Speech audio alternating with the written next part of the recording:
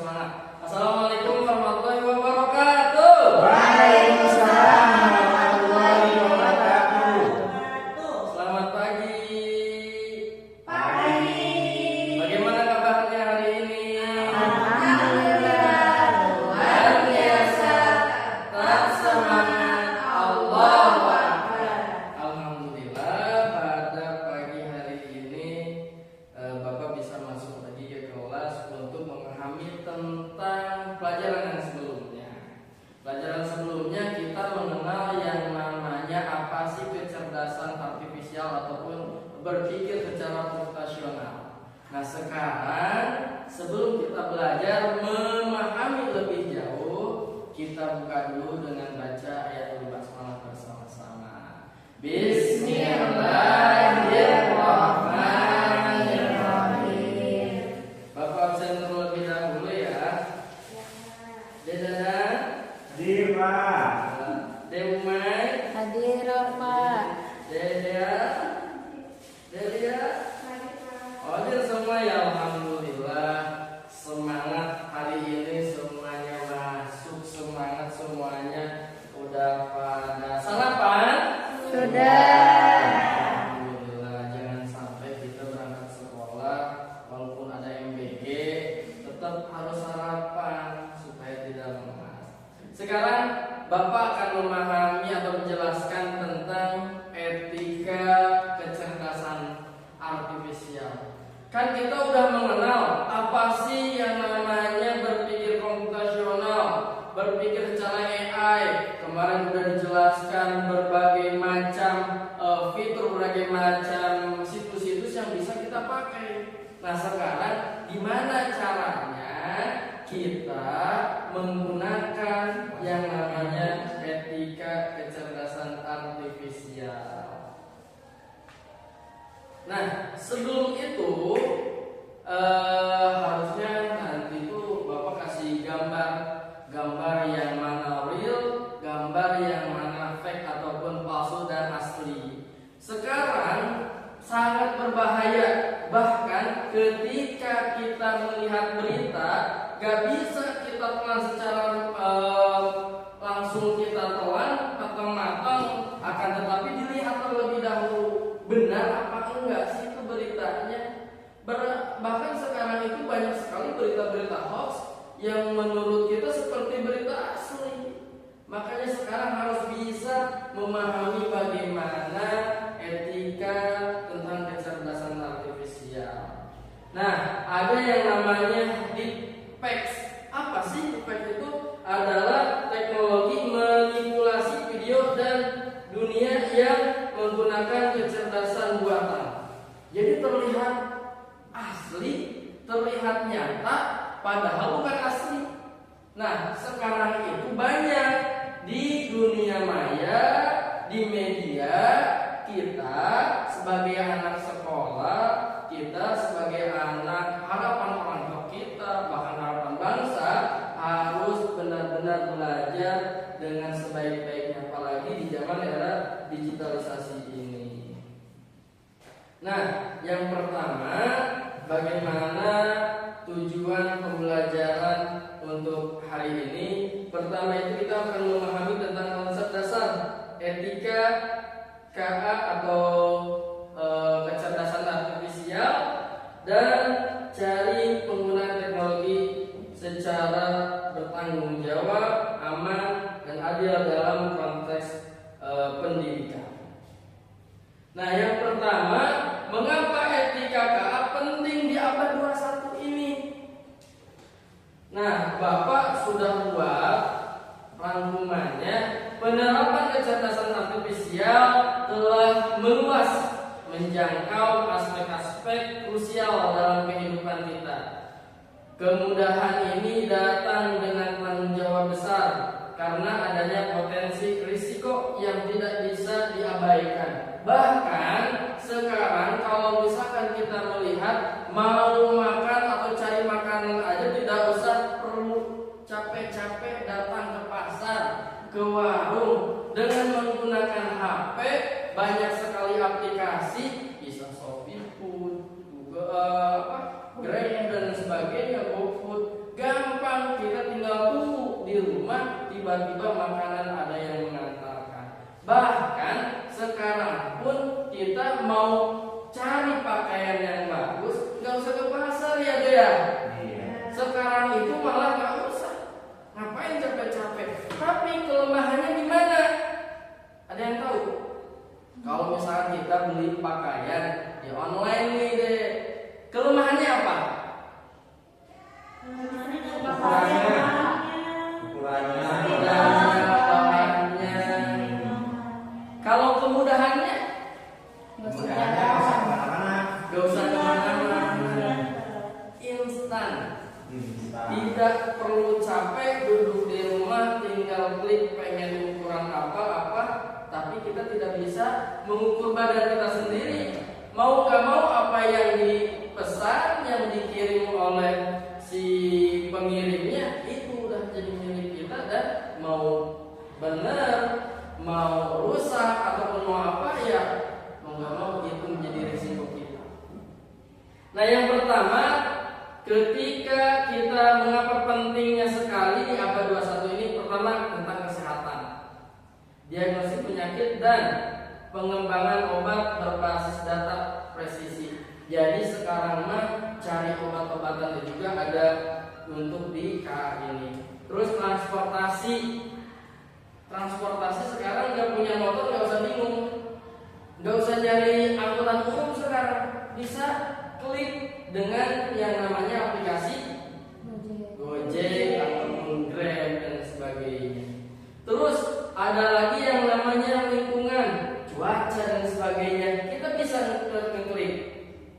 Hari ini cuacanya bakalan panas, bakalan hujan atau bakalan bagaimana, sudah ada di HP kita. Itu kecerdasan artifisial yang sekarang. Kalau mengenai pendidikan, sistem pembelajaran adaptif yang menyesuaikan kebutuhan siswa.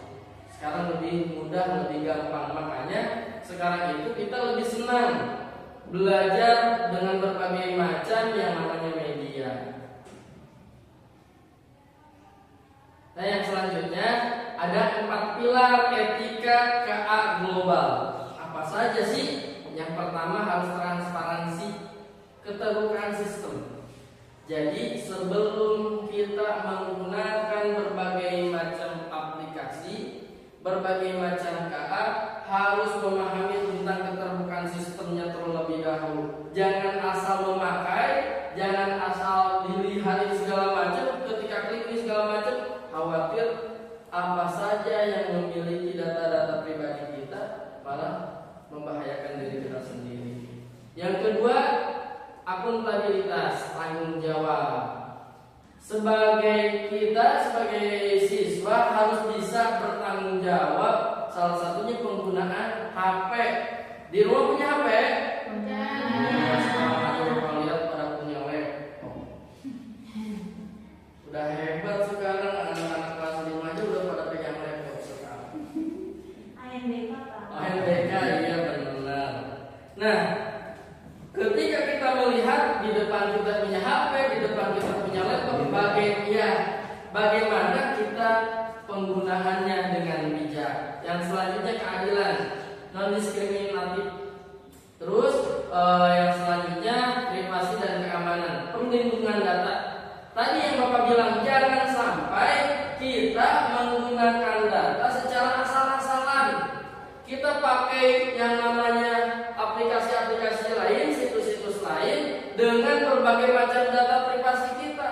Ketika kita sudah memasukkan data kita, maka hati-hati, nanti data kita bisa menjadi beresiko, bisa terpakai oleh orang lain dan sebagainya. Transparansi yang tadi disampaikan. Prinsip ini menuntut agar keputusan yang diambil oleh sistem KA dapat dijelaskan dan dipahami oleh manusia. Pengguna harus berhak tahu bagaimana sistem KA bekerja, termasuk data apa yang digunakan dan logika yang mendasari hasil keputusannya. Kalau misalkan ada aplikasi, ada robot, ada akun Magicom, Resboard dan sebagainya, itu kan bisa kita pakai. Ada petunjuknya. Kalau misalkan kita tidak tahu, tidak ada petunjuknya, kita pakai enggak? Mungkin kebingungan, akan merasa pusing bagaimana cara penggunaan tersebut. Terus Keterbukaan membantu membangun kepercayaan dan memungkinkan pemeriksaan terhadap potensi kesalahan atau bias. Seperti itu. Nah, yang kedua, akuntabilitas yang disampaikan tadi, tanggung jawab. Sistem kecerdasan artifisial adalah alat bukan subjek hukum. Oleh karena itu, KA tidak dapat diminta pertanggungjawaban atas kesalahannya. Jadi, kita memakai aplikasi yang lain, sebagainya, kita nggak bisa meminta pertanggungjawaban kepada aplikasi tersebut, karena yang namanya KA itu bukan manusia. Jadi percuma kita aku kesel sama ChatGPT, aku kesel sama yang namanya Canva ini segala macam. Tidak bisa, karena itu bukan termasuk manusia. Kayak gitu. Gaib. Nah, gaib. Harus ada mekanisme audit dan pengawasan yang jelas untuk melacak dan memperbaiki kesalahan sistem. Nih, nanti Bapak minta jangan sampai terlalu sering menggunakan HP berlebihan. Apalagi sekarang banyak sekali permainan game-game yang ada di HP itu banyak sekali. Hati-hati cara penggunaannya. Yang selanjutnya yaitu keadilan. Bahaya bias algoritma. Belajar dari data. Jika data pelatihan tidak seimbang atau merepresentasikan kelompok tertentu secara berlebihan, sistem akan menghasilkan bias yang merugikan kelompok minoritas. Tuh, kalau misalkan kita menggunakan data secara benar-benar tidak melihat apa yang beresiko kepada diri kita sendiri, maka resikonya bakalan gede, bakalan besar. Bukan cuma untuk diri kita sendiri, untuk keluarga, bahkan sampai ke mayoritas. Untuk resikonya itu lebih besar kembali. Terus memastikan representasi penting untuk memastikan bahwa data yang digunakan untuk melatih KA beragam dan representatif. Pengembang dan pengguna harus secara aktif menguji sistem untuk bias. Terus tujuan utamanya sistem KA harus memperhatikan semua individu dengan setara tanpa memandang ras, gender, usia atau latar belakang sosial ekonomi. Contohnya apa? Sistem pengenalan wajah harus akurat untuk semua jenis kulit dan gender. HP bisa nggak kalau misalkan dikunci dengan menggunakan fitur wajah? Bisa. Orang lain bisa pakai enggak kalau misalkan HP kita dipakai orang lain? Tidak. Nah, itu salah satu yang menjadi kemudahan, akan tetapi jangan sampai terlalu sering menggunakan hal seperti itu. Yang selanjutnya, privasi dan keamanan data. Jangan sampai data yang kita masukkan secara asal-asalan. Dalam konteks pendidikan, data siswa dan guru adalah aset sensitif yang harus dilindungi secara maksimal. Kita kan punya akte, kita kan punya kartu keluarga, segala macam. Kalau misalkan sekolah diminta dibawakan untuk aktenya ini segala macamnya, untuk apa, untuk apanya, kita berhak untuk mempertanyakan untuk apanya terlebih dahulu. Jangan sampai ketika pihak sekolah meminta kartu keluarga, akte, tidak ada tujuannya, jangan sampai dikasih, karena itu salah satu membahayakan. Terus sekolah harus memastikan aplikasi KA yang digunakan memiliki kebijakan privasi yang transparan. Itu harus benar-benar transparan. Terus salah satunya kita harus menjadi siswa yang benar-benar literasi kritis. Apa sih maksudnya, Pak? Mengajarkan ketika kita diajarkan oleh guru untuk tidak hanya melihat gambarnya saja, harus benar-benar memahami, baca terlebih dahulu. Pentingnya literasi itu supaya kita tidak tersesat. Kayak gitu semuanya.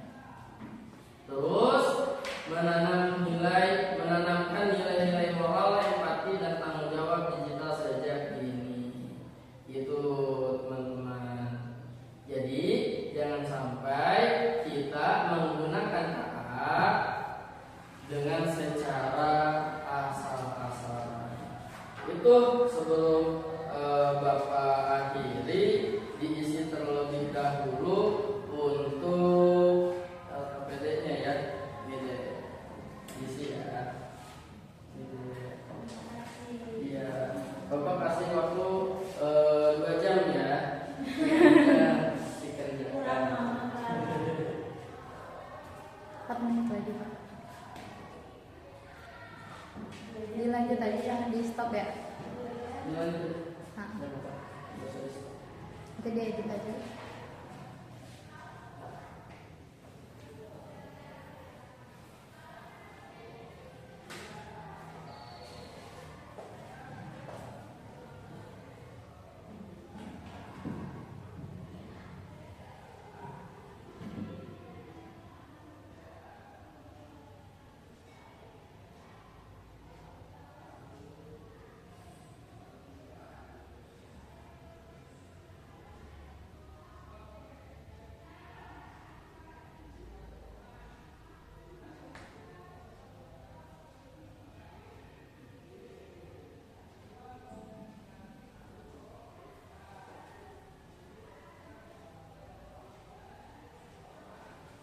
Sudah selesai?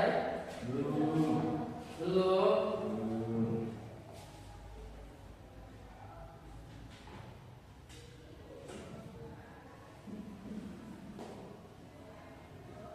Nah, sambil mengerjakan, jadi yang namanya menggunakan teknologi untuk membantu kita, bukan menggantikan kita. Nah, selalu utamakan dampak positif terhadap kita. Jangan sampai kita menggunakan berbagai macam teknologi tidak memperhatikan dampak nantinya. Apakah berdampak positif, apakah berdampak negatif. Itu yang menjadi etika bagaimana cara penggunaan KA tersebut. Banyak sekali yang sekarang kita pahami segala macam, maka kita harus menjadi siswa yang bijak untuk menggunakan teknologi. Jadi kalau sudah selesai kumpulkan Bapak.